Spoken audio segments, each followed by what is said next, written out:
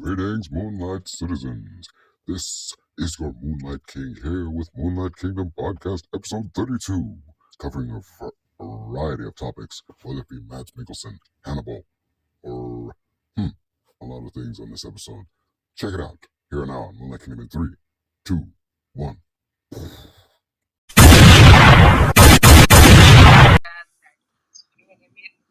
feel like this is a bit more of a healthier, a bit more healthier, less toxic thing to put your attention on. I think people are just.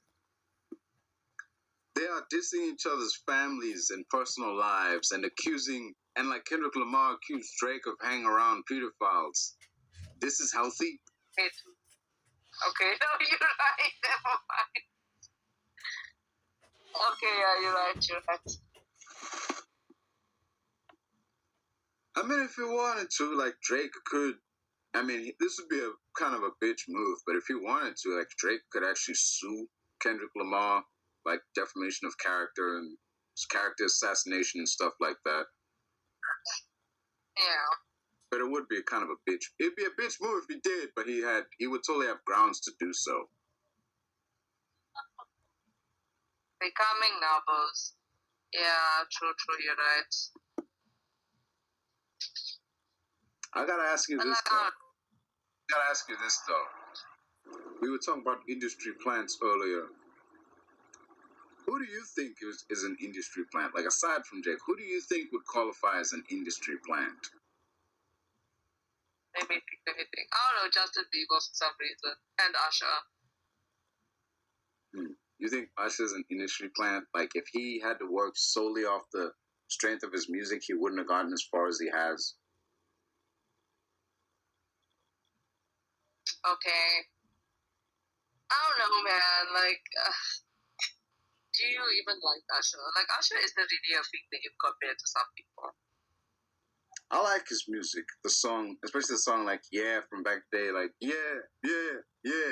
That was a good song. It was so classic, man. That was a song you danced to. It was made for you to dance to. You could just sit there listening to it in your car, but you couldn't do so without moving. So yeah. Plus, it had Lil Jon in it. Back when crunk was still a thing. Yeah. Man, gone are the days when rap had subdivisions. Subgenres. Gone are the days when rap music had subgenres. Now it's just rap.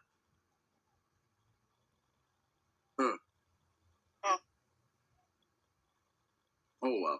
Personally, let me ask you this. Would you say Billie Eilish is an industry plant? I wonder about her because, I don't know, like, her music is just weird. Like, I don't know, man. It's like, at the same time, it's alternative, at the same time, it's catering to the taste of the masses. But also, like, 100% she's an industry plant. I don't know. You think it's suspicious that this chick went from recording songs in her bedroom with her brother to, well, still recording songs in her bedroom, but with like millions and millions of dollars? I don't know, man. What do you think about it? I'm going with yeah. Look at the success that's been accrued here. Look at the awards, all the money, and she was selected to do the theme song for the last James Bond movie. Like, that's normally saved for people like Adele and Madonna and, Tina Turner. And yet, nowadays, it's like, bam, Billie Eilish, person who came to promise in 2015, is doing the theme song for a major motion picture. It's like, all that in 5 years? Like, seems kind of, someone achieved a lot in a short amount of time. I'm not saying it's impossible. I'm just saying that would be incredibly difficult to do if you weren't chosen to do it. Like, if you weren't allowed to do that. Like, if you didn't have people backing you and pushing for you to do these kind of things,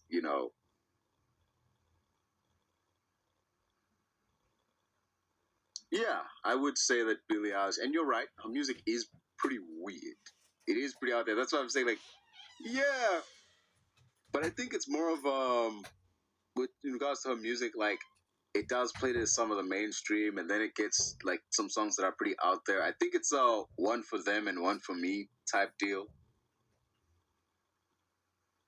Like directors in film also do the same thing now and then. Like when they sign a deal with a studio, they're like, okay, I'm gonna do these movies that the studio wants me to do. I'm gonna make them money, get a critical reception or whatever, earn enough money, and then once I've done all that, then I'm gonna make the kind of movie that I want to make because I'll have the money to do so, and I'll have credibility, and I'll have the studio backing me. So it's like something like that. Hmm.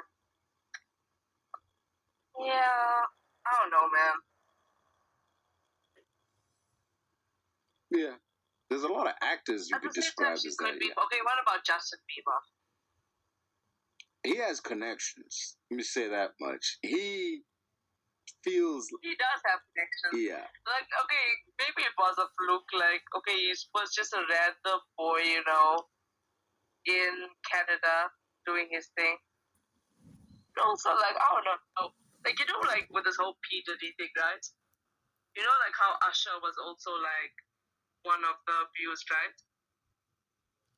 Alleged. Allegedly, right? Allegedly.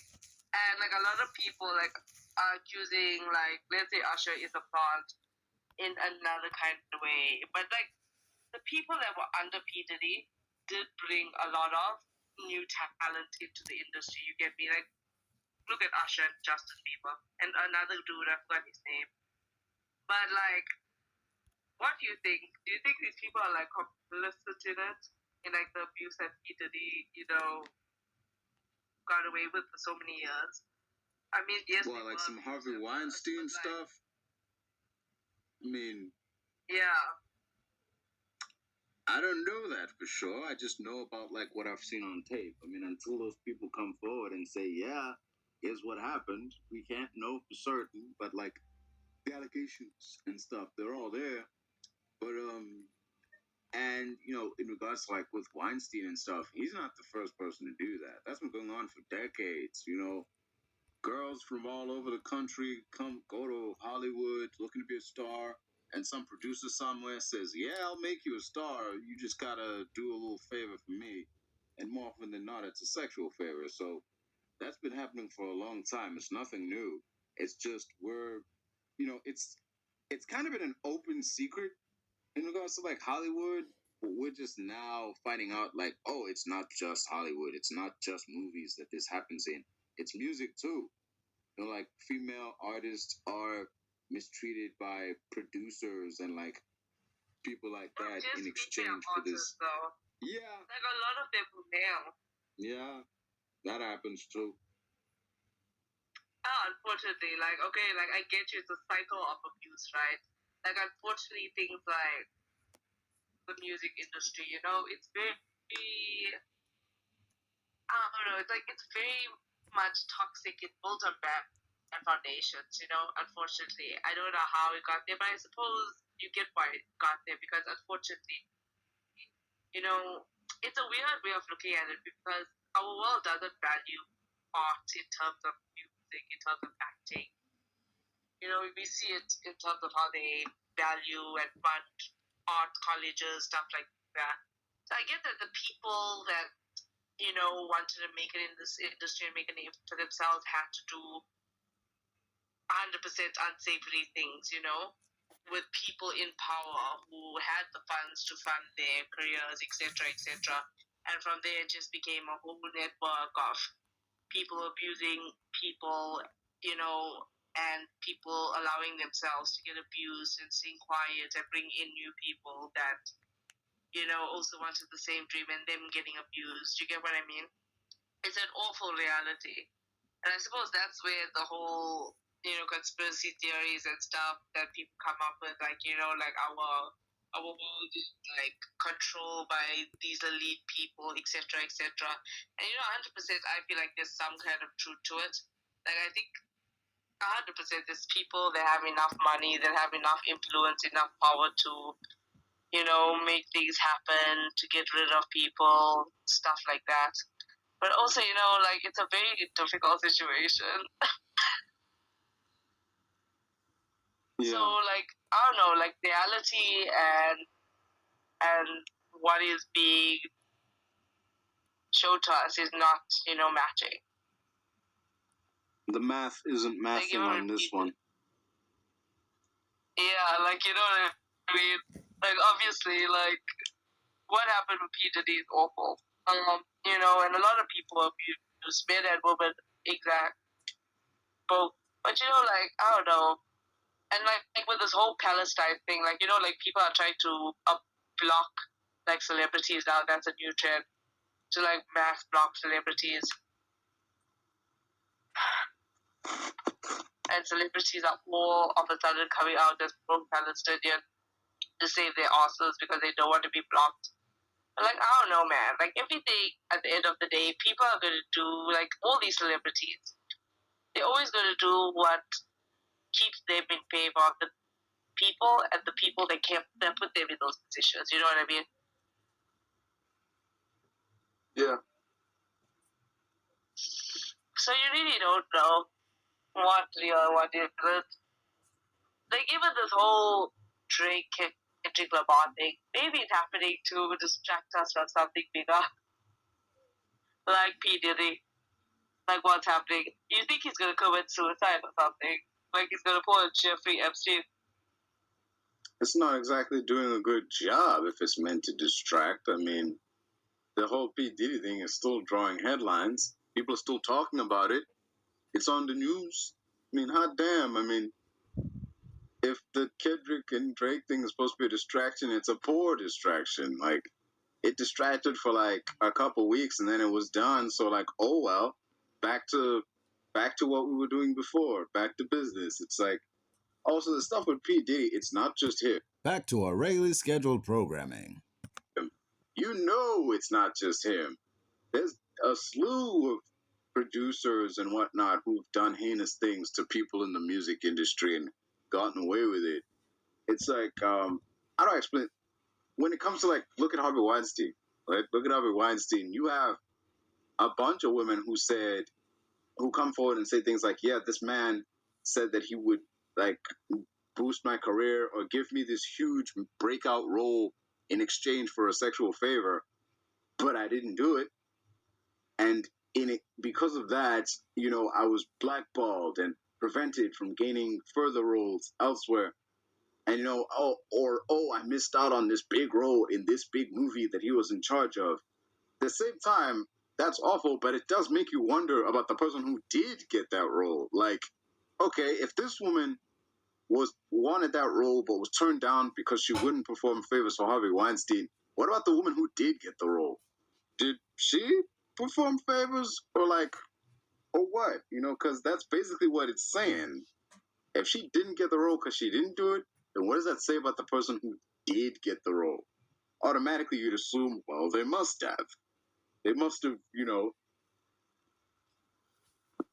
just saying. You get what I'm saying?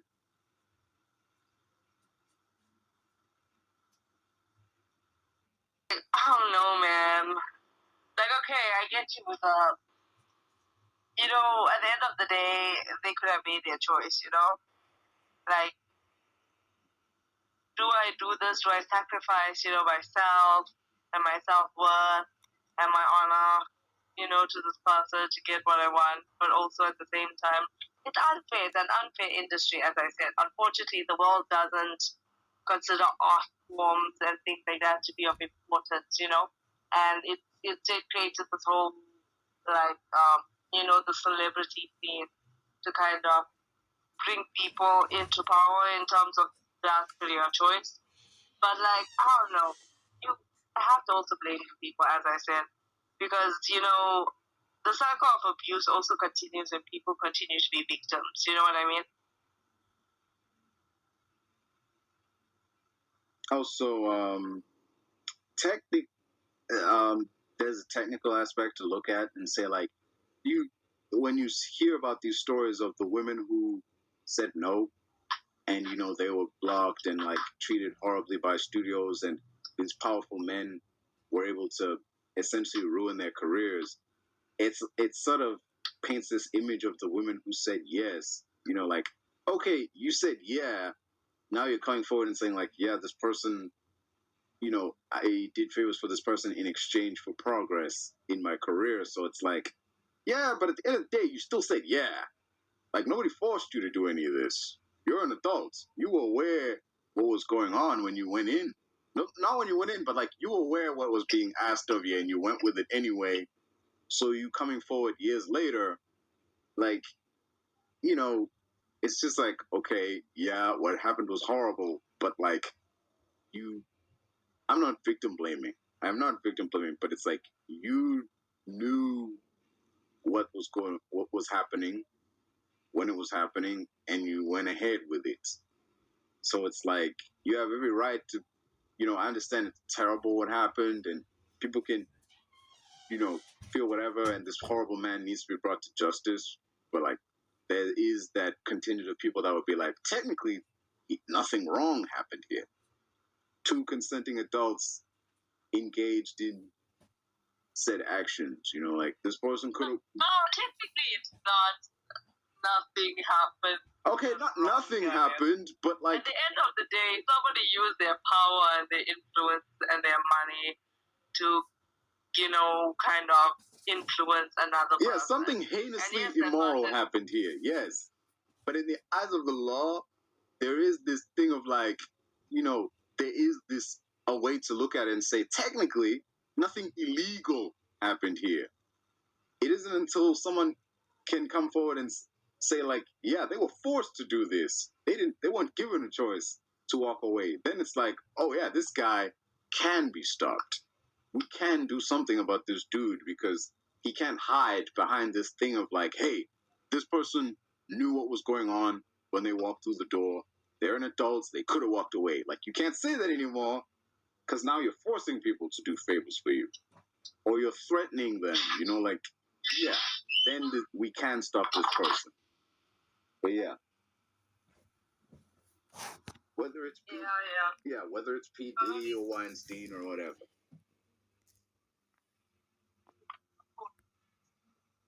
Oh yeah, Billie Eilish, industry plants, and the like. Yeah.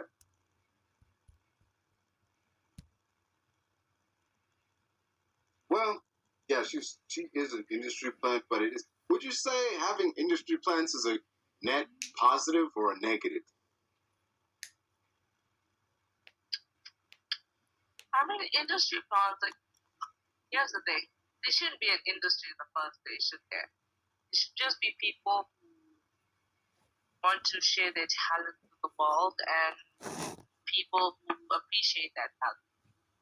But unfortunately, they made it into a business. And obviously, nobody's going to be anything that doesn't make money. Unfortunately, you know, that's how the world works. You know, we have to actually pay to stay on the planet we were forced onto. But regardless of that, I don't know, man. Like, I suppose it kind of makes it easier. I mean, okay, they give me that person a chance at the end of the day. But also, you know, it's not the right reason. Like, as you as an artist, like, don't you have self-respect? You're telling me that if you were an artist, you know, grinding and putting together your music, and this, you know, you're putting your songs out there, but they're not getting much traction, and a record label came to you saying, hey, we want to make you a star, you would be like, nah. Okay, true. If you phrase it like that, I get you. But also, like, your whole life you're going to be bending the. So, a lot of artists do that. Actors, directors, producers, heck, even like writers, man. Like, writers have to answer to an editor, you know, like in regards to what stays, what goes, you know, like everyone on some level has to compromise, not their vision per se, but like there has to be some level of compromise for the industry that one is in. I suppose you're right. It does have to be compromise. But also, it's healthy compromise. The industry in itself is abusive and evil. Like, it makes people, like, think that go against their morals, be something that goes against their morals. And also, it's just straight out abusive. And I get it. That's how the world works. There's a man on top, and if you want to one day be a man on top, you have to do your bowing and bending of the knee. You have to put in that dues. And that works even in the working world, you know what I mean? Like, as a person who just gets to the workforce, unfortunately, you would have to bend the knee and put up with a lot of crap from people at the beginning. But, like, I don't know, man. I think it's so stupid.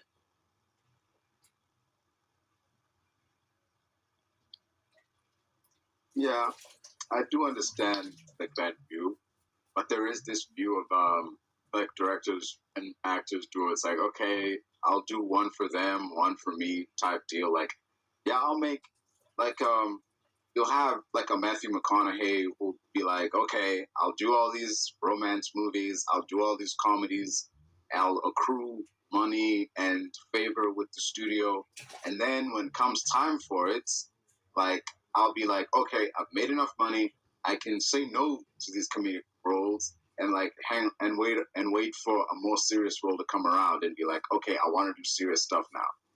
Like, you can do that because you have this, what's the word, cachet with the studios of, okay, when this guy's on the marquee, it does bring forth money. Like, he's made money for us in the past. Let's take a chance on. But that is like a realistic compromise. But what if, like, what happened, like, in terms of Diddy, what he did?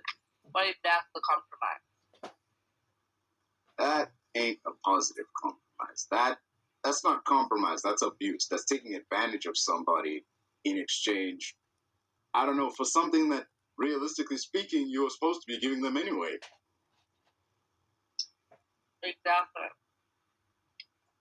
So that's why I'm saying that smaller compromises lead to abuse of power. You get what I'm saying? Not always, but yeah, there are those cases where it's letting someone get away with the small stuff leads to bigger issues down the line. True. And unfortunately, a lot of artists, like the main ones, like Lady Gaga, Justin Bieber, Usher, they were all a part of it. Let's be honest, okay? They all had to pay their dues and if you get what I mean. Because they were all abused, like sexually.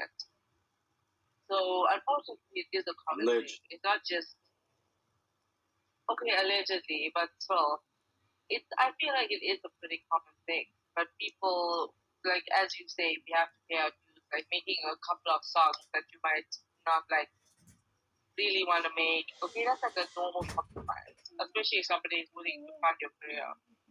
But other things, unfortunately, are more common than that compromise. So, I don't know. It's a very hard situation.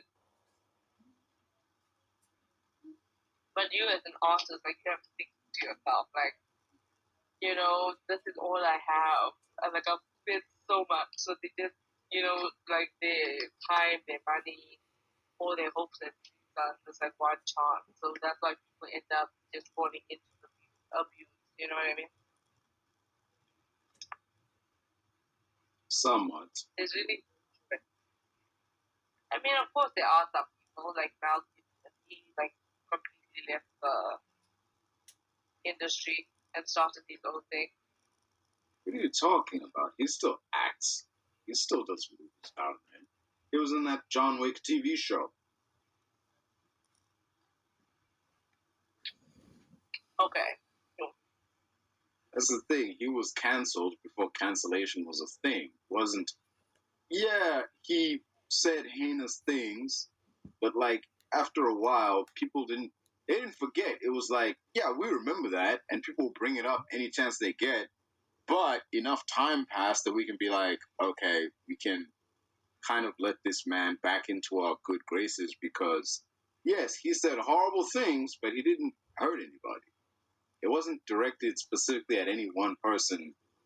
You know, yeah, he said, you know, culturally and racially insensitive things, but it's just, oh yeah, he said something horrible. he just said horrible things. He didn't abuse his wife or mistreat his children or the people who worked under him or any of that.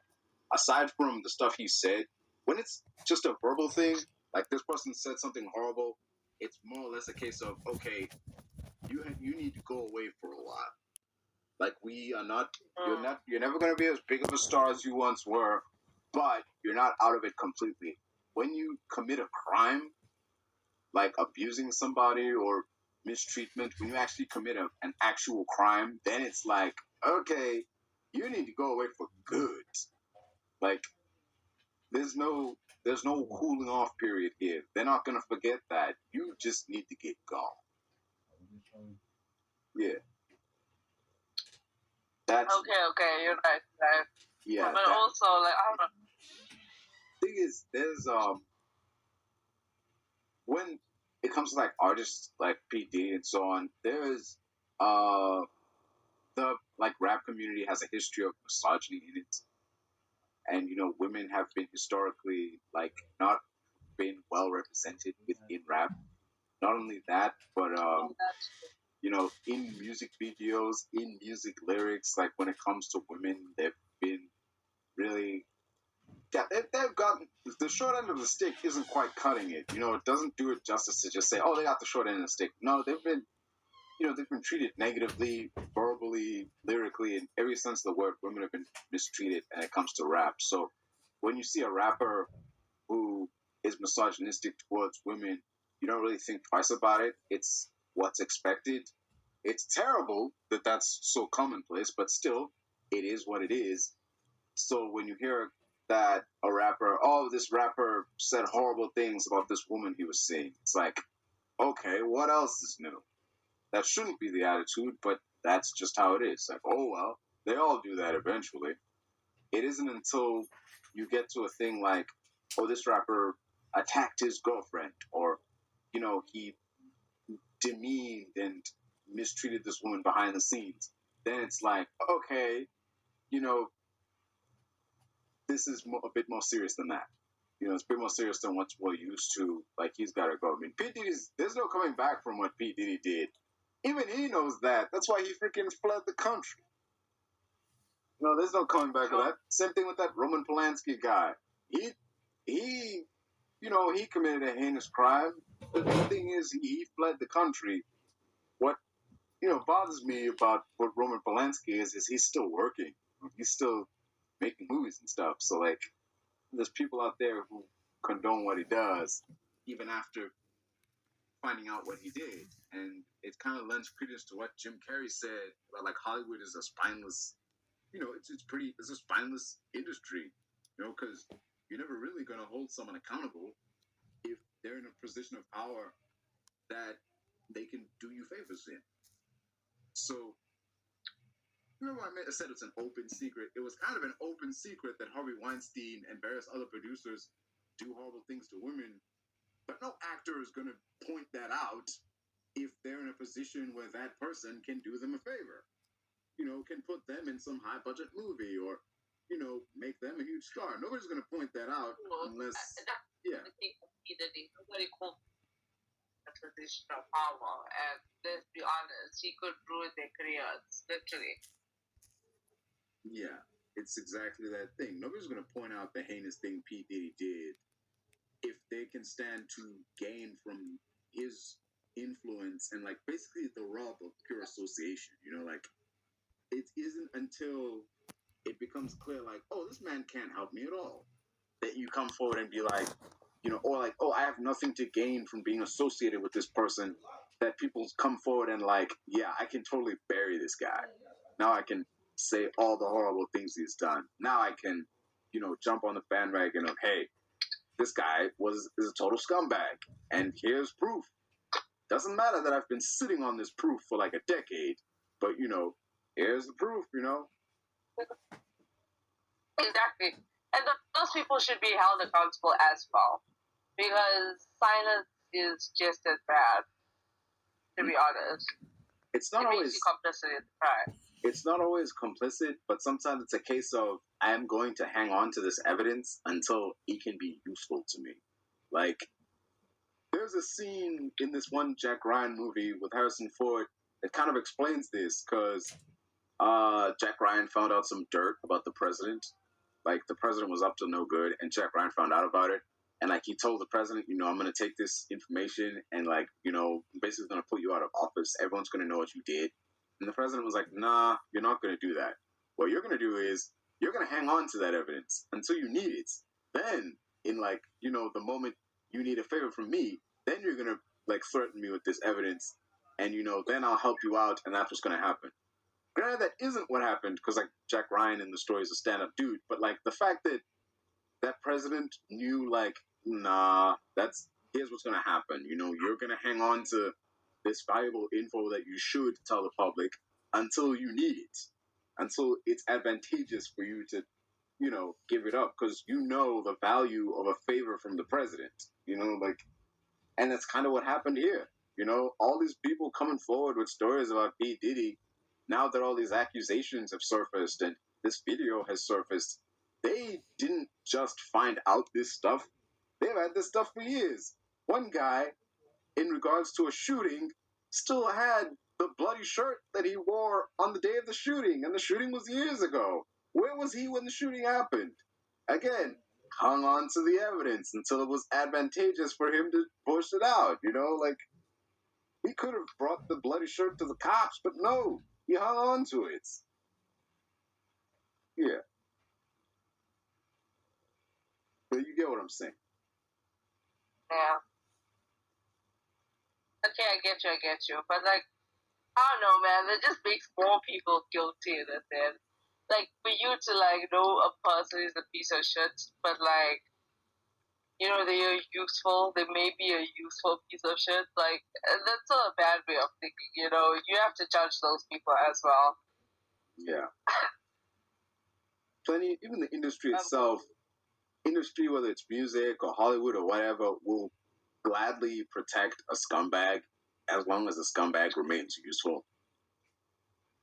Like, for real. But isn't that just well, okay? That's just how it works. Like, you are protected, basically, from accusations and lawsuits and whatever, as long as the studio looks at you and says, this guy is still making us money. We don't want that money to stop. So we need to put a stop to these threats, these allegations, all this negative press. We need to, yeah. Everything comes down to money. Like, at the end of the day, no matter what impact something has on people, on society, even on the environment, if it keeps making money, people are still going to be doing it. That's the unfortunate truth of war. That money is power, and people want that power. Yeah, I mean, to bring it to a more recent thing, well, not recent, but like something from like a couple years back. Look at Kang. Look at what happened to Jonathan Majors and Kang. Like, Jonathan Majors, Disney, for the longest time, didn't have anything to say on, like, Jonathan Majors' controversy. And it wasn't until the ruling came forward that they were like, oh yeah, Jonathan Majors isn't playing Kang anymore. We're going to bring in someone new. Like, those accusations happened, like, a long time before the ruling. Months before the ruling. It wasn't until he was found guilty that Disney came forward and said, oh yeah, he's not doing any projects. He's not playing Kang anymore. Because there was very much still a possibility like, hey, he might be found innocent. And if he is, then we can put him back in our movies. We don't want to prematurely, like, boot him out. So it's like, that's the view of it. This person still has value. He still may have value down the line. So it's not just, the people, protecting other people. Sometimes it's the industry itself keeping an eye on you. Yeah. And it isn't until you are definitively no longer useful that it's like, okay, this guy's gone. Like, he's out of the picture. Do what you want with him. Like, that's... The same thing happened with Amber Heard and Johnny Depp. Because, like, they say, even though a lot of us were team Johnny Depp, for a long time, people saw Johnny Depp as an abuser, right? And look what happened to Pirates of the Caribbean. He was in bad favor. They kicked him out. They clung to Amber Heard, even though, yes, Johnny did get the job. Don't forget Warner Brothers. forget Warner Brothers and they kicked him out of Fantastic Beasts, even though they already paid him like $10 million. Yeah, true. And then the way they just, the turntables after that whole court case. Yeah, it was, that's what I'm saying. That's the one thing you have to commend Disney for. Disney was smart in that they waited until the verdict came, as opposed to, oh no, there's all these accusations. We need to get this man out of here now. Like, because like Warner Brothers definitely ended up with egg on their face when it turned out like, oh, actually, this is not what we thought it was. It's like, oh man, like we booted this still somewhat bankable star from our multi-million-dollar franchise before we had all the facts. Yeah, but let's be honest, Fantastic Beasts is a bust. I don't really like it. It was a bust the moment that second movie dropped. That crap made no sense.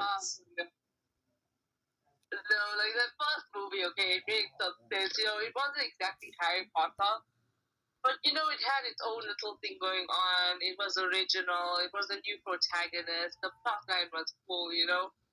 When the second one came out, it's just like, get to the point already, please. You just, you know, you're keeping us on the straight by force at this point. We don't want to be here for this ride. Yeah. I liked the first Fantastic Beast. It's the ones that came after where I'm like, I wish that, you know, they hadn't done that. Because the thing is, Colin Farrell was a great casting for Grindlewald. He was great in that movie. And he looked amazing in his, like, immaculate, like, black and white suits and shit. He would have been a fantastic Grindlewald.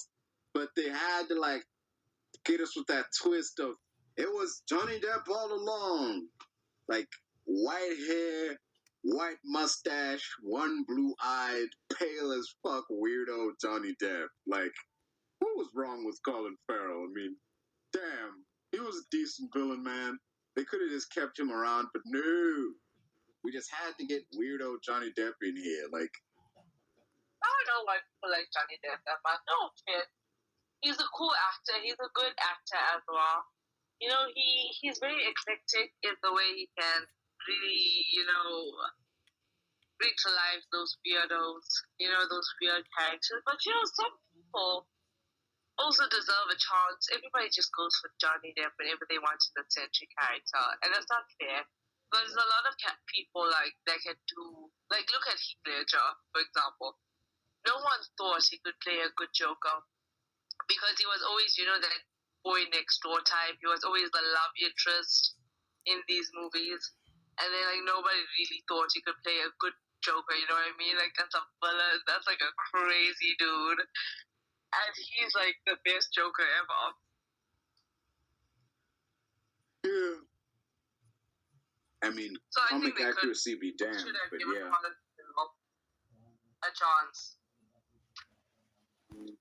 Yeah, I'd give it that, but, I mean, all that to one side. To be fact, the person they replaced him with, they replaced Johnny Depp with, Mads Mikkelsen. He was amazing. Hot damn. There was genuine, like, menace to his character. I love Mads Mikkelsen. Oh my gosh. Don't even start with me. Oh, that is my man, let me tell you. I've binged Hannibal. Have you watched Hannibal before? Yeah, I've seen some episodes. Oh, it's so good. His character, he was the best person to play Hannibal. Honestly, like, everybody is, like, all about Will. Like, Will Graham, you know, the other guy in Hannibal. I forget the actor that plays him. Who in the hell likes Will? He's a scraggly detective, man. Like, he's not...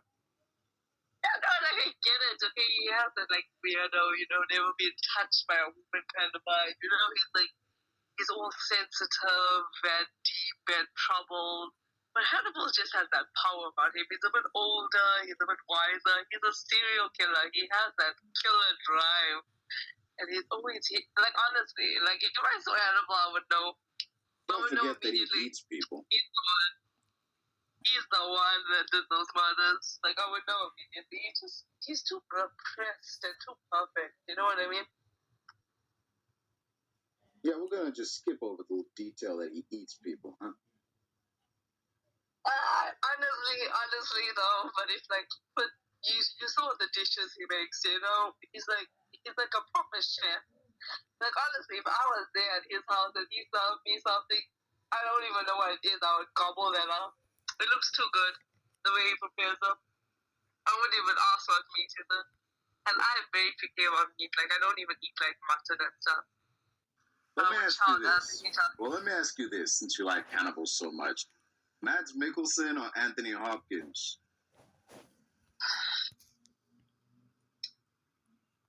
I don't know, man. I'm gonna go with Mads Mikkelsen. Obviously. Anthony Hopkins. Okay, obviously we know the reason I choose Mads Mikkelsen, okay? Like, obviously we know. It's not exactly for the character of Hannibal, you know what I mean?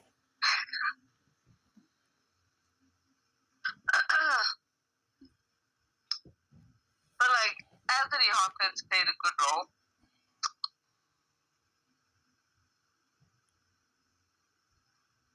Like, I don't know, like, I'm gonna be honest with you, like, the movie Hannibal, it was a good movie. It was suspenseful, it was great plot, great acting, great characters.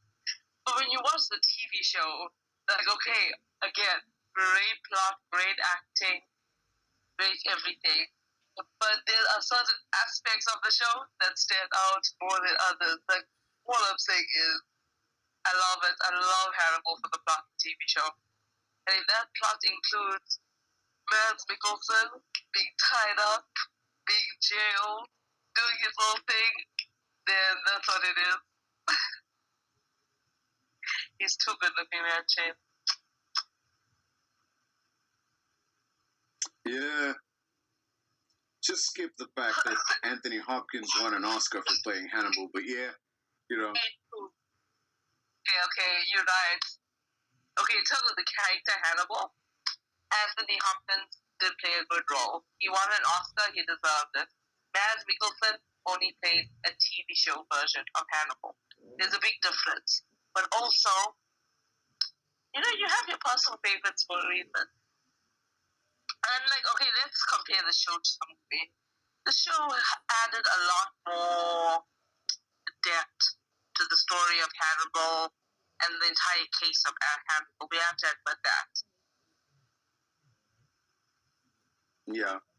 It was a lot darker as well. It played along themes of human depravity and, you know, the real dark side of humanity. Yes, of course, the movie also did that because Anthony Hopkins, you know, he did a good role, I'm not going to lie. He showed what it means to be a ruthless, depraved killer who, you know, who's in his head. It's all, you know, it means something. It's like, you know, it makes sense why he does the things he does, you know what I mean? But, like, let's be honest, the TV show was pretty good. Like, that TV show was movie quality at that point, you know what I mean? One can draw comparisons between the relationship between Hannibal and Will to the relationship between, like, Villanelle and, you know, in Killing Eve. Is that true? Yeah, Villanelle and Eve and Killing Eve. Okay, you can draw a comparison.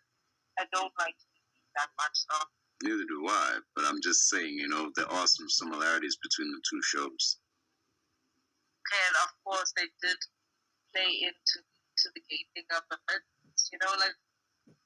Well, they couldn't go all the way. I mean, did you ever think they would go down? Did you ever think they would go down that route? What, on Killing Eve? Yeah, but on Hannibal, no. Oh, yeah. Like, no one thought I would never have thought. Like, it was like a surprise to know that Bull and Hannibal actually together. They're like killing husbands, you know? Murder husbands, if you will. We'll never know, because... I'm glad. I mean, we'll never know because the show ended. I mean, it ended on a cliffhanger, so it's like... I hate when shows do that. They end as if they're going to get another season. They're like, think they're gonna get another season, so they end on a cliffhanger, and then it turns out, no, you're not getting another season. This is the last one. Like, also, it's really crappy that certain TV channels don't tell their shows that they're not getting another season until it's like halfway through the season and it's too late to change anything. So, yeah, that's exactly what happened. I don't know what to do. Like, like the TV series. I didn't watch it. I watched it, right? And, like, so many people were raving about you.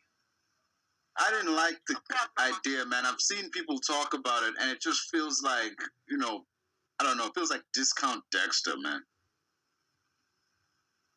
I get you. But, like, Joe Goldberg is a great of a protagonist. He's basically telling the story through the eyes of the stalker, the bad guy. He's another depraved, troubled individual, but you kind of root for him. Like in deathnote, how they say it through Light's POV. So you kind of you root for him. You know what I mean? Even though he's an evil, depraved person. Well, you're rooting for Light because he's going after more heinous individuals. It isn't... Okay, true, but he becomes the heinous individual in the end. You know what I mean?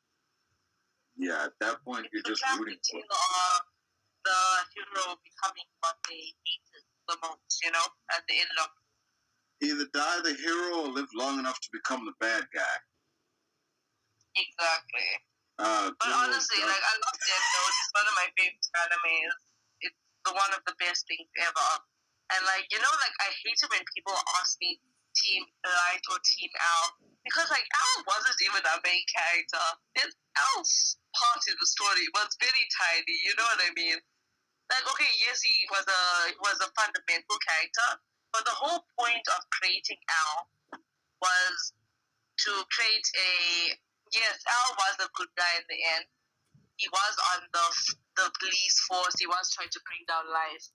But he also encompassed all of the bad traits of the people that life was trying to, bring down. People who used others. Because Al wasn't a good guy. At the end of the day, Al was a smart individual who saw these cases as a game. You know what I mean? It was more of him, outwitting this person, to prove that he is the smartest, he's the best.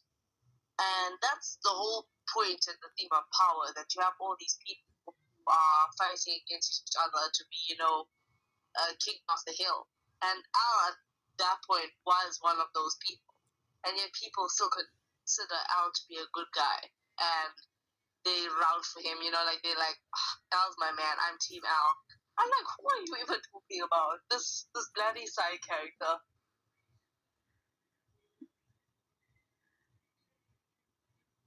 Yeah, it's understandable. But to be fair, towards the end, he's the closest thing they have to a good guy. So... Okay, yes, that's the closest thing they have. But also, the whole point of his character is to make you, how do I say this? Because it's to put you in the shoes of the people that Light was killing. And at the end of the day, I feel like Al deserved to die. Yes, he was a good guy, and I say that in quotation marks because he was fighting against, Light and the whole, Kira thing. But, he wasn't a good person. He deserved to die. And honestly, I was Team Kira from the beginning. I was Team Light. I was like, go, my man, you're doing the Lord's work. I mean, at the end, it did become more about power and him being the best and him outsmarting all these people. And I guess that was his greatest downfall, that, he did it more. So, he lost the main plot of the story, why he did this in the beginning, because he believed he was the only one capable of making these sacrifices, making these choices to take down these people. He thought it was Batman, basically. Yeah, but like, also, like, we all routed, babe. We wanted him to win.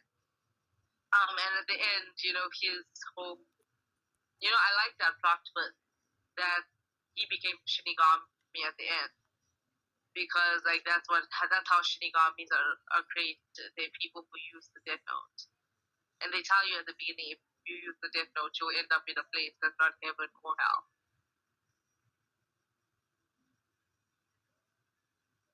So I think it's a cool thing, and I think that's a fate that is deserving of life, because yes, he wasn't like, he wasn't the hero of the story. He had bad intentions. He had a big ego, and he believed he was the only one to set the world right. But his intentions behind this, I understand it. Like, he felt like at the end of the day, killing these people, even though killing is wrong, was for the greater good. Like, sacrifice one for the many. You get him, and I think that was a good fate for him. And I'm pretty sure that Al ended up in hell. 100% that man is down there burning. Because at the end of the day, Al's intentions are not good. You say he got what he deserved? Yeah, he did get what he deserved. Hey, deserves got nothing to do with it. That guy earned that fate. Like, we don't, like, deserves got nothing to do with it. Get out what you put in. That's what I mean. It's like he earned the fate that he got. Okay, true. But honestly, like, Al was so stupid. Like, Kira really outsmarted Al. He did outsmart Nia, though, because Nia's intentions are a bit different. He is very similar to Al in that he wants to prove, like his... Hey, do not prove. Rather, he doesn't have a big ego. He does good because it's like, he believes he's like the only one that's capable of it. So in a way, he's kind of like Light and Al at the same time. But yeah, Al deserves to die. Kira also deserves to die at the end. But like, I was rooting for him at the beginning. It's kind of like Monster, Have you ever watched the anime Monster with Johan Liebert? No, I've only seen that Anne Hathaway movie called Monster. Oh. No, okay, so this one is about, it's similar to Death Note, but basically it starts off with this Japanese doctor, and he's in Germany, right? And he's with this lady, and her father is like the head director of the hospital he's working at. And then one day, he has to do an operation on like this mayor dude, and like the director of the hospital is like, make sure he lives, he's an important client of ours. But then there's this one little kid that comes in, and he's about to die. So this man has to make a choice. It's like, who do I prioritize? So he prioritizes the little boy, right, over this mayor dude. And the mayor dude ends up dying. And his whole life falls apart because like now his girlfriend or fiance rather doesn't want to, talk to him or be with him anymore. Her father completely fired him. He's no longer a doctor. And turns out that this kid that he saved, that he risked his whole career and, his whole life basically in exchange for, his morals and values, turns out to be like a serial killer. Like, this child is a serial killer. The reason he's there actually because his mother tried to kill him because he killed like 50 people. And and through this entire thing, while he's like trying to find this kid, this kid is like helping him, like by like killing the director and stuff. The kid did this for him, but he's like, you ruined my whole life. So it's like him chasing down this kid who's now an adult, a big grown man. And it's crazy. If anything, it kind of rivals Death Note. In a way, yeah. It feels more like, what's that movie? Killing of a Sacred Deer, almost. Oh, I love that movie.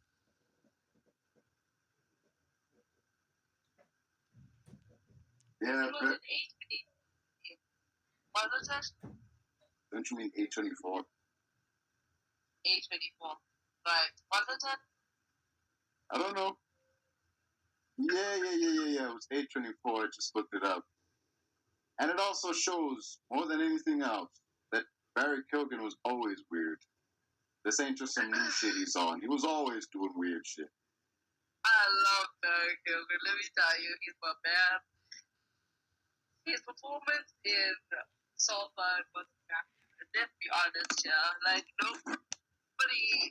Okay, like, you know how you get those guys that are ugly, good looking? You know, they're so ugly that they're good looking. Unconventionally attractive, yeah. Yeah, you know, like, I personally believe a guy has to be kind of ugly to be good looking. And I feel like they get conventionally attractive guys, but they just, like, they feel so artificial for some reason. But anyways, he just does it, man. Like, nobody ever thought that he would be, he'd be able to pull that off, but he did. He did it so well. So that is such a movie. It's such a vibe, honestly. It's aesthetically pleasing to the eyes. And I think that's the whole point of it. To, like, you know, put you into this, like, luxurious world where everything looks perfect. Just like how it is, you know, on the outside looking into the world of the elite. You see all the good things. You see the money, the good clothes, you know, the good food, the good house. You know, that's all that aesthetics.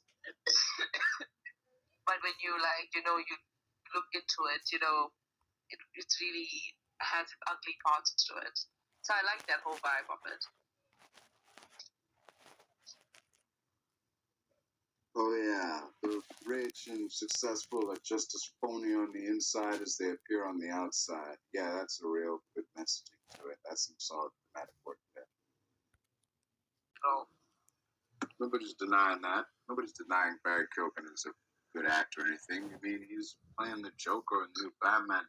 you know what was surprising though? Yeah.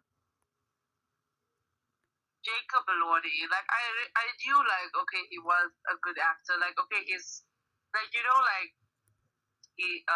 Nate Jacobs in Euphoria compared to who Jacob Elordi is in real life. Like, that alone is a great feat of acting. The fact that he can turn himself into Nate Jacobs is shocking. Wasn't he in that red, white, and royal blue? No, that wasn't him. Oh. I don't know. I liked Red, White, and Royal Blue, though. It was a good show.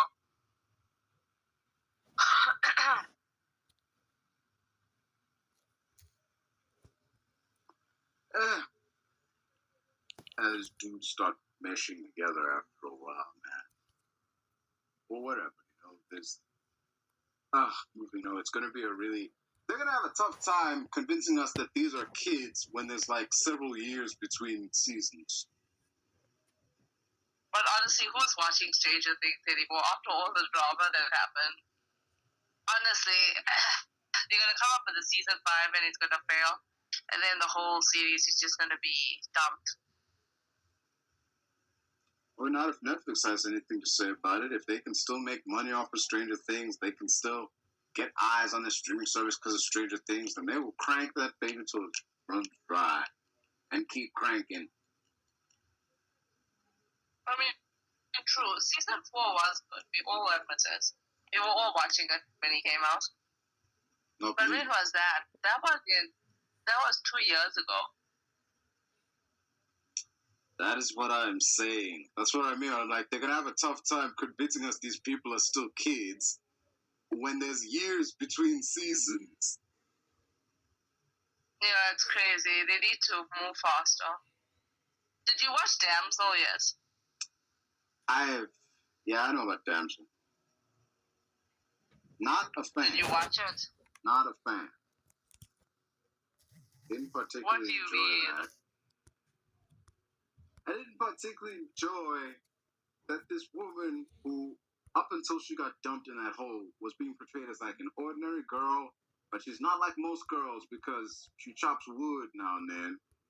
And yet somehow this ordinary woman who just chops wood is able to survive a fire-breathing dragon, like scale the inside of a mountain, and do all this wacky shit and turn her dress into a variety of useful like tools and equipment that she can use to survive. Like, okay, Mary Sue, we see what you're doing here. Like, just Why you must say it like that? because it's true. I know you hate her. I am no hater. I don't hate anything, but damn, man, I get it. Okay, we get it, all right. Like you out here calling this movie Damsel, but like it's an ironic title because she's no damsel. She doesn't need no Prince Charming to make the save. She saves herself. Like, okay, I get that, but like, don't just have the hero be competent at everything they do out of the gate. Show me this person trying and failing. Show me this person being competent at something previously that will explain, like, oh yeah, that can explain how she's able to execute this here. Like, true. They should have. I will say one thing. They should have done more character development in the beginning. Like, yeah, she does chop wood, but like also like show her like in action with a sword or a bow and arrow. Like she's the princess of the struggling village that requires their royal people to go out there and do things. Show her hunting something down or sword fighting. Show where those skills come from. You know what I mean?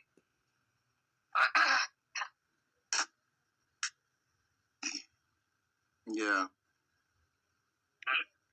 But also, it was a very aesthetically pleasing movie. Like, it was a pretty movie to watch. That's what I'll say. That's the one. I got one. It left me wondering one thing though. I mean, how scarred is that prince's hand when you think about it? Because how many times has this bogus marriage ceremony happened? How many times has he done that blood oath? Like, that guy's hand must be permanently wrapped in a bandage or something. Because isn't that 3 times?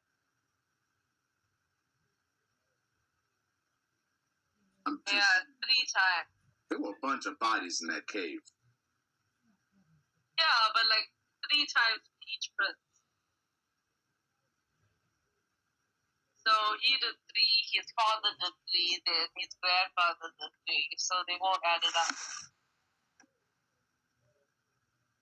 But honestly, you try to tell me that after all these years that nobody survived. None of the women who fell in this hole came up with the ideas that Millie Bobby Brown's character did. All I'm saying, yeah, exactly. Like, some of them came from better backgrounds where they got more education. She came from some snow village where she was chopping wood. Please, man, please. Some of them might have, been militant strategists or something like that. I don't know. Clearly not, by all the skeletons. Honestly, it was ridiculous. But like, I like the movie, so I don't know what to think. Like, the outfit was pretty good. That's what I'll say.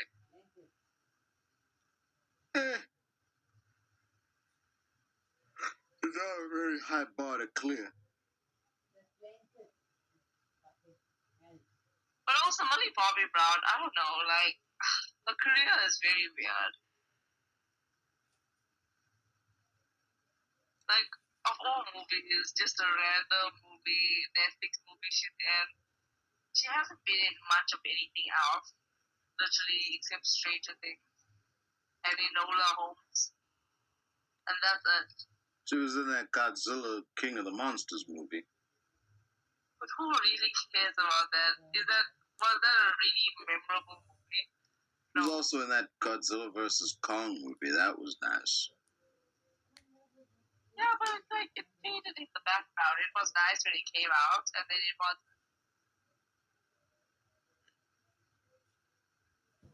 In terms of movies, she hasn't done much. Yeah, outside of like Enola Holmes and, the Godzilla movie she was in. So yeah, it's can't really speak much on her career, Stranger Things is a pretty big show. At least like it was when it dropped. And like has continued to be so for a while, but like interest has definitely started to waver, especially with like the huge gap between the seasons, well, with the pandemic and all that. Exactly. But honestly, the pandemic should be an issue at this point because they were still able to bring out season 4 in 2022, I think it was, which was basically the end of the pandemic. And there hasn't been real lockdowns in the past 2 years. So they should have been out with it last year. Even Bridgerton, they came up with season 3. First, they came up with the side story of Charlotte and George. And now they came up with season 3. I'm not watching it. I want to watch it, but also I feel like if I watch it, I'll feel bad about my own situation. So I'm thinking of something not related. Maybe that seems a bit weird. No, there are certain movies that you have to be in the mood to watch. You can't just, just turn them on a random day. I can't watch a love story or read any of that. You know what I mean? I'm just like, it's not. In unrelated news, did you know that WWE is doing King and Queen of the Ring? Oh my gosh, I read that somewhere. Yeah. I think it's stupid. I think it's like prom. It is prom, you know what I mean? I don't think you understand what it is, though. It's not a prom night thing. It's a tournament. Like it's a tournament that people contest in, and the winner of the men's thing becomes King of the Ring, and the winner of the women's things becomes Queen of the Ring. Yeah, but I don't know. That's a stupid title. I wouldn't say that much, but yeah. Nia Jax won the Queen of the Ring thing, so I'd say that's a pretty big deal. Considering you know why I like what the last season of was because yes, it was the season of Rhea Ripley and the whole Harvey thing, but also I feel like it also brought a lot of gender equality because yes, she was paired with Dom a lot.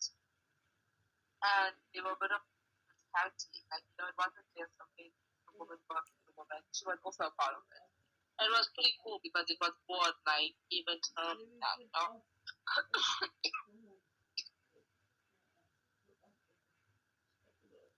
Not that there weren't any gender mixing back in the days. Of course they were. And this was one of those exceptions. But, I don't know. So you're saying... I feel like it's getting up now. So you're saying, despite the fact that the first Women's Royal Rumble was in 2018, despite the fact that the first Women's WrestleMania event was in 2019, that the first time women and men really felt equal in WWE was in 2023? Okay, true, but so... I don't know. I think they're just coming up with these silly things, but I don't know what reason.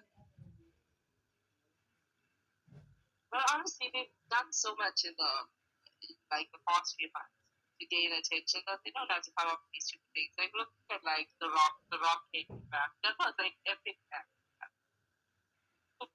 I thought that the Rock would enter the ring again. I did.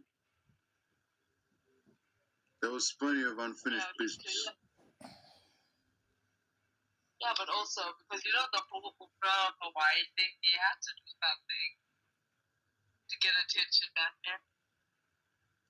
Well, not just that. It was like when The Rock joined the DCEU as Black Adam, it was very much a sign of like, oh yeah, this is him putting his stamp on this universe, and he was all in on it. Like the balance of power is going to change, is what he said, and he was gonna, change the whole DCEU. Black Adam, was gonna be this new big bad, and then the movie underperformed. It didn't bomb, but it didn't make as much money as people thought it would, and it was like, oh man, I kind of went all in on this Black Adam character, and it didn't work out. I kind of need something to get my groove back, like just.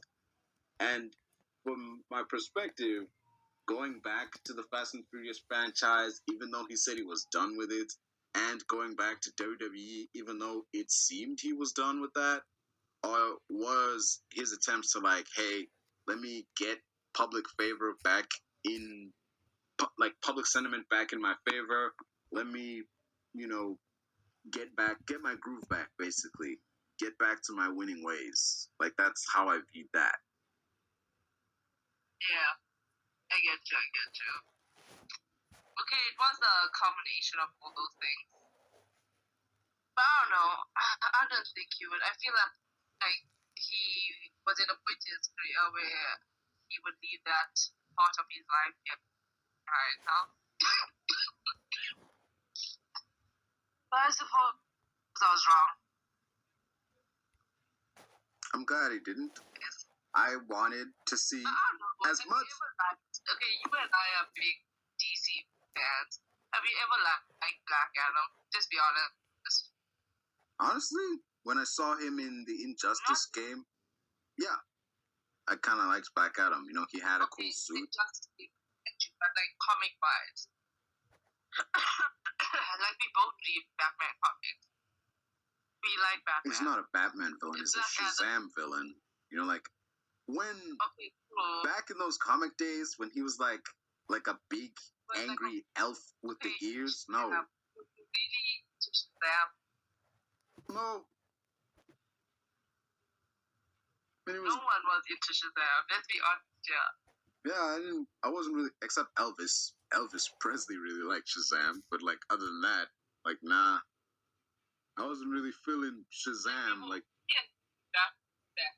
We like Batman. We're not into Shazam. He's just a character that's there that somebody made when they were born. No one really cares. It's like I don't know. Like even the Rock. I don't know what he was thinking when he went into it. Like obviously, like. Like, okay, if he was going to be Bane or something, that's big news, Nah. I feel Batista would be a better Bane. Yeah, you're right. I'm looking at Batman meme, so. Can you tell me, did you like the Batman movie with Robert Pattinson? Yeah, I loved it. It was, it was far removed. You know what somebody told me that Robert Pattinson's Batman was so underwhelming. Like they expected him to be a bit more OP. And I don't know about you, and I get that he was a bit more amateurish, but that's because he was like at the beginning of his career as Batman, and also makes the point stick. Batman. Oh, he's not. Like, that is some nonsense. He's not in the beginning of his career. This isn't Batman year one. Like, even the director was like, if anything, it's like Batman in his second year of fighting crime. He's not new to this. People know. Like, but it's like at the beginning. It's not like the beginning, but it's all early stages Batman. You get me? He never even like reached Robin stages yet. You know what I mean? Like in the comic, he's pretty old now. He's an old man. He's seen so many Robins. He's seen so many years of crime fighting. So many reboots and reimaginings. Yeah, exactly. Like he's so like early in his career now as Batman, and that's why like this girl told me the other day. She said like she would only watch the Robert Pattinson Batman. Once you watch the others, but it's very much a standalone movie. Like you can just watch this, you know what I mean? If you're not really a Batman fan. And what do you think of Zoe Kravitz's Catwoman? She was fantastic. I just wish like her relationship was fleshed out more with that chick. Like she has like one line that insinuates that they're an item. She just walks in, and the chick's sitting there, and she's like, "Oh, you okay, baby?" And that's it. That's the closest thing we get to confirmation that she and this chick would see in each other. Was genius, man. Like, obviously, I personally believe that Catwoman is very women of color voted. You get me? So, and obviously we all love Halle Berry's Catwoman. Like, you know, she was on the top Stop of lying. there. I don't know. But like Zoe Kravitz, she has like that one, that flair about her, you know? Like, she's a believable Catwoman. No offense to Anne Hathaway or... No, say it. You don't buy this woman as Selena Kyle. Say it. Yeah, she's not Selena Kyle. Like, I don't know, man. Like, Catwoman was made for the woman of color, the woman of color girlies, you know? Like, I feel like, you know... That's the TV like, show. I know That's that Adam West TV show. She was black on the TV show. Exactly. Like, you know, like, when I think of myself as well, like, I don't see myself as a Hollywood. I see myself as a Catwoman. Like, that's my goal, you know? Honestly, man, can I tell you? Honestly, I'll tell you this. When I first, like, saw the original Catwoman and she had, like, the purple outfit and they, like, you know, took the mask off, like, I thought she was an Indian chick. I'm not saying that to butter you up. I'm saying, like, I generally believe, like, she Indian? Because, like, you know, the skin tone and, No, but like, for real, I get what the you hair and shit. But when Like, you look at her, she doesn't look like a white woman. yeah, she's not a typical white chick. Like, yeah. That is not white woman hair. Like, that's another thing. Like, Selena Kyle, like, you know, she's known for her short, funky hair. Like, I don't know where the long hair came from. It was back in the day, like the 50s and shit. Like, everybody had that hair back then. Like, it was a style. The hair is it's like a fundamental part of the story. Like, when she became Catwoman, the hair was chopped, you know what I mean? In later iterations, yes. Yeah, but like, you know Catwoman with short hair. Like, when I see a Catwoman with long black hair, I'm like, oh, what are you doing? What did you do to my Selena Kyle? Plus, it's also inconvenient because, like, how's it gonna fit under the mask? Exactly. She's practical. On top of being a badass, you know? She knows. I don't know, like, honestly, she's a better risen character than Batman sometimes. Like, I love Batman, he's my man. But when I read Catwoman comics, I'm like, that's my woman right there. Like, that is representation right there. Like, Catwoman is like one of the OG female heroines. Well, technically she's not a heroine, but she's up there. She's like a classic DC character. And I don't know. When people mess her up in these movies, it just irritates me. But like the Batman, Zoe Kravitz, Catwoman was too good, man. It really hit the spot. Like even the wigs, like I feel like Catwoman is a person to wear wigs.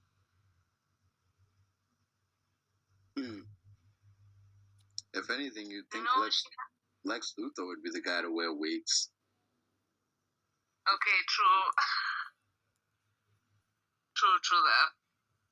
But honestly, if they make another a sequel to the Batman, I would watch it. I would be the first one. It was too good of a movie.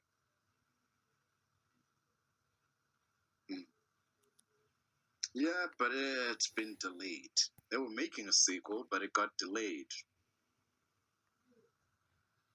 Hell yeah! We didn't get enough of him the first time. I don't like Ben Affleck as Batman. I'm not gonna lie. He's the most comic accurate Batman ever. No! I'm a Christian Bale girlie till the end. No, I'm not saying he's the best Batman. I'm saying he's the most comic accurate. I disagree.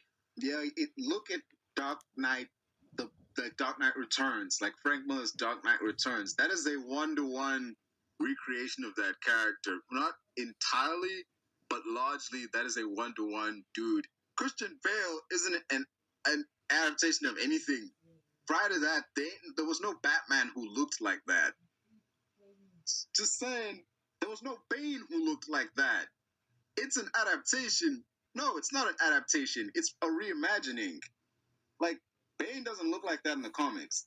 Joker didn't look like that in the comics. Batman didn't look like that in no comics. None of what happened in those movies happened in the comics in any way, shape, or form. It wasn't so much an adaptation as a reimagining of the character. And I'm cool with it, because it was good. Really good. But he is not comic accurate. It's only in the small stuff, like his name is Bruce Wayne. His parents got shot in an alley. He doesn't kill people. Stuff like that is comic accurate. But Rachel Dawes doesn't exist. That's a character created for the movie. And Harvey Dent did not get scarred because of some warehouse explosion. He got scarred in a court case.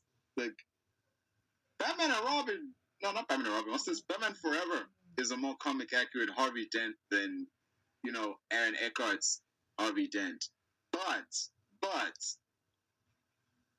that performance was better. He played a better Harvey Dent. So I'll say this much. Tommy Lee Jones' Two-Face, I enjoyed more. I had more fun watching Tommy Lee Jones play Two-Face, but I enjoyed Aaron Eckhart's Harvey Dent a lot more. I'll say that much. And a lot of Batman actors, they either do one thing right. They either a really good Batman, but an okay Bruce Wayne, or a really great Bruce Wayne, but an okay Batman. Like Ben Affleck Batman was the first guy to do both really well for what the story demanded. Like, yeah. Honestly, I like Christian Bale, and the second one is Robert Pattinson. Ben Affleck isn't even on the list for me. So you put Ben Affleck below Val Kilmer, below George Clooney? Okay, never mind. I hated George Clooney. Be fine, he's the third best one. I disagree, but yeah. I think, like, I don't know, man. It was too Boy Next Door. Like, I don't like his depiction of Ben. Like, what happened to, like, you know, the dog? Boy Next Door? Who the hell do you live next door with? Like, what the hell? So the Batman with a big-ass gun on top of the Batmobile and just pulling cars like wrecking balls in car chases and breaking arms and cracking skulls is Boy Next Door to you? I don't know, man. I didn't like it. Maybe it was his look. I don't know. It just didn't do it for me. What, he's too big? You don't like your Batman to be big? No, it's not that. I don't know. I got news for you, lady. If Batman was a real dude and he worked out as much as he did all that kung fu shit and whatever, he would be a big guy. Also, Batman in the comics is a big guy. I don't know. I'll agree to disagree. I will say this, though, like, agree or disagree, like, he is the most comic accurate Batman, more so than Christian Bale, definitely more so than Michael Keaton, and, Pattinson has his comic accuracies, it's basically adapting The Long Halloween, that's what his story is doing, so I'll give him points there, but, like, in terms of comic accuracy, the best Batman is Ben Affleck. In terms of, like, performance and stuff, that's a whole other level of rating to it, so that's what I got to say on that.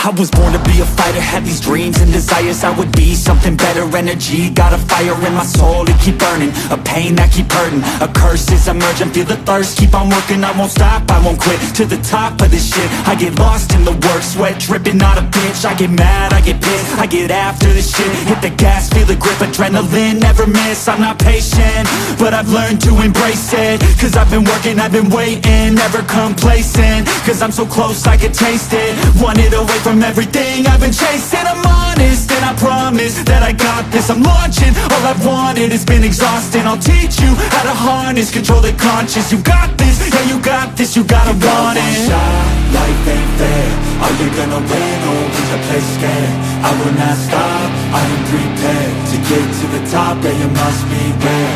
God, I'm like, hey,